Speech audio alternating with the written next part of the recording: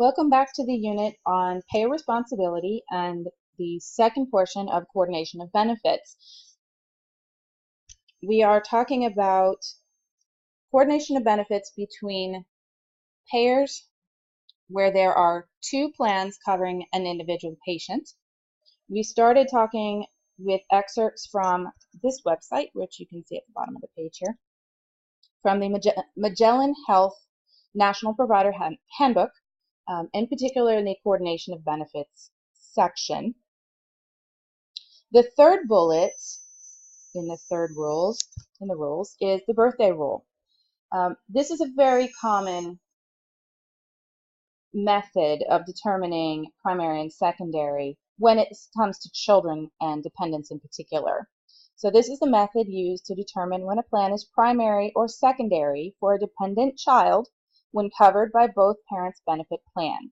The parents whose birthday, month and day only, and this part is critical, falls first in the calendar year is the parent with the primary coverage for the dependent. If both parents have the same birthday, then the plan that has been in effect the longest pays as primary. And Magellan puts this note in here, as most payers will. Magellan follows this birthday rule unless a contract specifically requires otherwise. And generally, they follow the NAIC rules. Most insurance companies will do so, and the link for that is right here. It's the NAIC.org, and I believe that's North American Insurance Commission.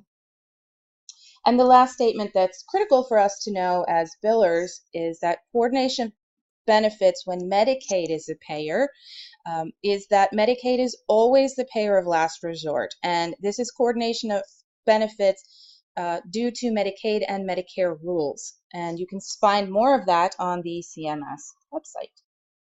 Now we're going to move on to an example of the birthday rule. All right, so here we have some completely fictitious patients, and what we can see is that we have Lenora Weaver, who is mom, Horace Weaver, who is dad, and James Weaver, who is the child. Now, we find out that James Weaver, the child, is on both plans as a dependent. So what we would then have to look at is which parent is actually primary on the insurance for James so that we know who to bill first. So what we need to do, based on our rule we just read, is look at the date of birth here for both of our parents. And we notice that these are made up insurance names, by the way. Lenora, although she was born several years later, has the earlier date of birth in the year because her birth date is in May, the 1st of May, while her husband, presumably, or at least the father of James, who has him listed as a dependent, has a later in the year birthday.